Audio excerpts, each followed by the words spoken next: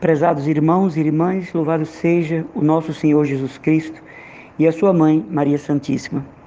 Dando prosseguimento ao nosso estudo do Castelo Interior de Santa Teresa d'Ávila, essa obra-prima do seu raciocínio teológico, da sua experiência de Deus.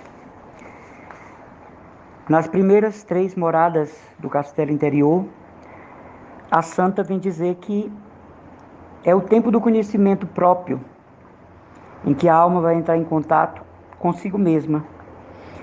E só pode conhecer a Deus quem procura se conhecer, suas fragilidades, suas limitações, suas incoerências, os antagonismos que nós temos. Então, nessa primeira morada, Santa Teresa, também como na segunda e na terceira, ela vai usar uma metáfora que mostra a alma que está saindo do mundo. Ela quer dizer que na porta do castelo é preciso deixar de lado tudo aquilo que interfere na comunhão com Deus e que para chegar ao centro do castelo é preciso estar em estado de graça. Sem o estado de graça não se pode chegar onde o rei, sua majestade, está. Então Santa Teresa vai usar como elementos simbólicos para representar isso, os nossos pecados, é a porta do castelo, como se fosse ainda uma rua com valas ou que não foi calçada, né? Um sítio, um lugar onde podem chegar na porta do castelo bichos como sapos, lagartos, lagartixas, cobras, ela chama de salamandras. Ela quer dizer com isso que a entrada significa este mundão, e esses bichos são os nossos pecados. Ela diz, façamo-lo com as almas que chegam enfim a entrar no castelo, porque embora ainda estejam muito envolvidas no mundo, elas têm bons desejos. Então, Santa Teresa cobra aqui um grau mínimo de vida espiritual para entrar na primeira morada. Ela ressalta, não é, a misericórdia divina, que a alma é envolvida e contempla ainda a luz de Deus em si. Ela diz, notareis que estas primeiras moradas quase não recebe nenhuma réstia da luz que sai do palácio onde está o rei. Embora não estejam escuras e negras, como quando a alma está em pecado, estão de alguma maneira obscurecidas e não se consegue ver quem está nelas. Isso não por culpa do aposento, mas porque entram com a alma tantas cobras, víboras e animais peçonhentos que não as deixam ver a luz. Esse primeiro momento da vida de oração vai ser justamente de libertação e de autoconhecimento. A alma vai perceber as diferenças que existem nela para com Deus.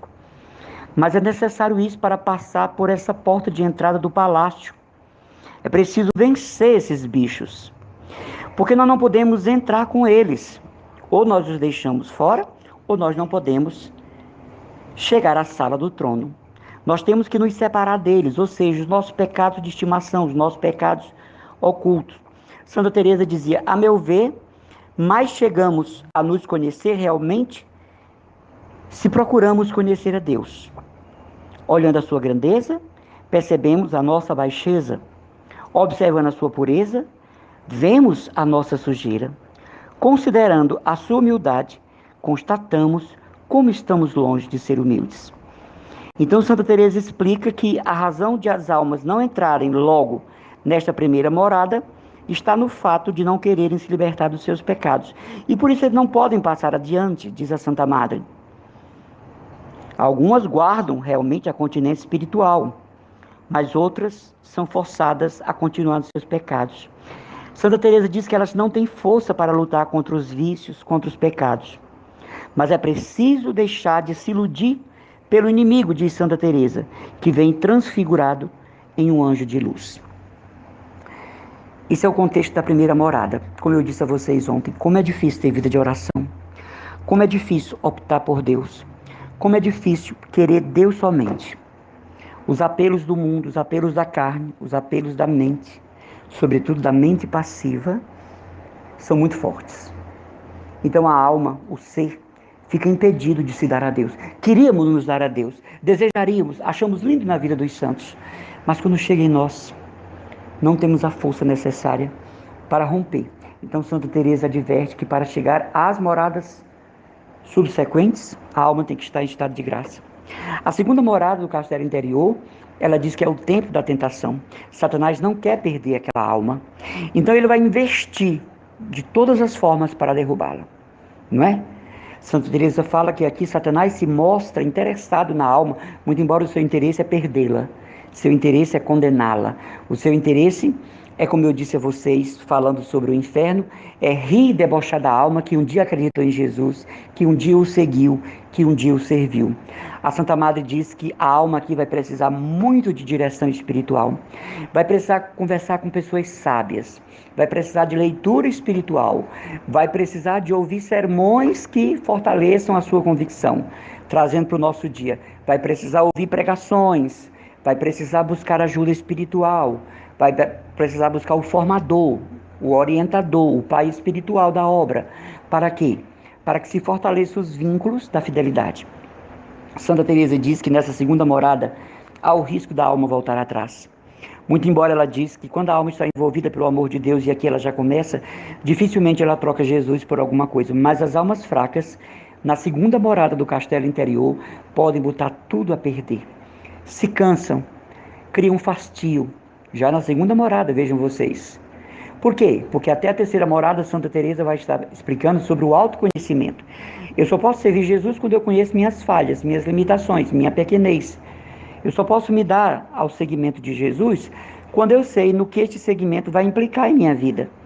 A gente não se joga de cabeça no seguimento de Jesus. A gente se joga percebendo o quanto esse seguimento vai fazer conosco. São Paulo diz em Filipenses, né? Por amor a Jesus eu perdi tudo. Lá em Filipenses, São Paulo não diz que perdeu alguma coisa, que perdeu pouco, que perdeu muito, ele diz que perdeu tudo. E nós sabemos que São Paulo era um homem próspero, era um homem respeitado, era um homem admirado, era um homem que gozava de boa reputação junto aos sumos sacerdotes, junto aos rabinos, sumos sacerdotes do templo. E ele vai perder tudo, não é? Por causa do conhecimento de Jesus. Então o apóstolo Paulo passa por essa experiência que Santa Teresa fala. Deus quer tudo porque Ele é tudo. Deus quer tudo porque quer dar tudo. Ele quer ser o tudo da alma. E quando verdadeiramente São Paulo vai dizer, para mim viver é Cristo, já não sou eu que vivo, é Jesus que vive em mim. Então São Paulo está dando um testemunho da opção radical que fez de Jesus. Santa Teresa vai dizer que a alma que quer chegar às próximas moradas, ela vai explicar isso até a terceira morada, vai precisar saber de suas limitações. O que eu tenho que, se eu investir, vai me levar ao pecado? Que falhas eu tenho em mim que é muito susceptível de pecado? É a minha sexualidade, que está muito à flor da pele? É a minha sensibilidade? É a minha ganância? É a minha luxúria? É a minha vontade de ter, possuir, acumular? É a minha vontade de brilhar, de ser importante, de ser reconhecido, de ser colocado em lugares altos? Eu tenho uma facilidade muito grande de depender emocionalmente das outras pessoas. Eu tenho apegos. Eu tenho em mim, digamos assim, dependências muito fortes com os seres humanos. Sou uma pessoa que facilmente me machuco. Então, ao tomar conhecimento dessas áreas onde a luz, como diz Santa Teresa, ainda não chegou, eu posso saber se posso seguir Jesus e em que nível. E de que forma esse segmento vai mudar a minha vida e vai curar-me dessas situações que nada mais são do que continuação das sequelas do pecado original em mim. Eu tenho recebido muitas pessoas para aconselhamento e, meus irmãos, eu posso falar, porque estamos falando com pessoas adultas. Nunca Satanás tem trabalhado com duas coisas hoje para derrubar pessoas de longa caminhada: problemas na sexualidade e problemas com a virtude da humildade. Com a sexualidade é a luxúria, os prazeres apresentados pela internet, os prazeres audiovisuais, os prazeres da degustação, os prazeres dos perfumes, os prazeres da moda, os prazeres do culto ao corpo.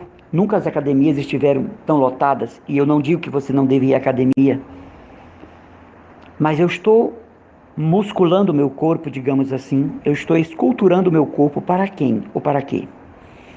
Eu estou na academia fazendo caminhada em função de minha saúde para servir melhor Jesus, para ter condições de abraçar as missões que Ele possa eventualmente me mandar? Ou eu estou tornando o meu corpo desejável, estou tornando o meu corpo exposto ao desejo dos outros, a manifestação do ego? Ah? Então a gente tem que ter essa verdade para consigo mesmo. E a outra queda muito grande hoje é na questão da humildade. Pessoas que estão sendo retiradas de funções, tendo que ser substituídas por outras, tendo que voltar ao lugar de simples servos. Pessoas que não querem mais ficar debaixo, da tenda da humildade. Pessoas que estão tentadas a ter sucesso na vida espiritual de uma forma muito fora da realidade cristã e estão sentindo como que um peso essa humildade, essa fuga das honras, esse reconhecimento do nosso nada, né? Então, Santa Teresa diz que a alma vai ter que deixar tudo isso de lado, na porta do castelo. Ela fala bichos para simbolizar os horrores da alma. É uma simbologia da própria Santa Madre. Na segunda morada, advirto a vocês o que Santa Teresa já adverte, né? Uma forte tentação de abandonar tudo, abandonar a oração. Outro dia eu estava aqui conversando com um irmão da nossa comunidade, já consagrado, deixou, e hoje está no mundão, né? Eu me encontrei com ele, e a gente conversando, eu perguntei se ele não sentia saudade dos tempos da união com Jesus, da oração, do silêncio, da vida consagrada. E ele me dizia, não, eu sinto que aquilo foi um perder tempo. E eu olhei para ele e disse, você acha que a minha vida é uma perca de tempo? Não, o senhor não. Não, eu sou ser humano como você.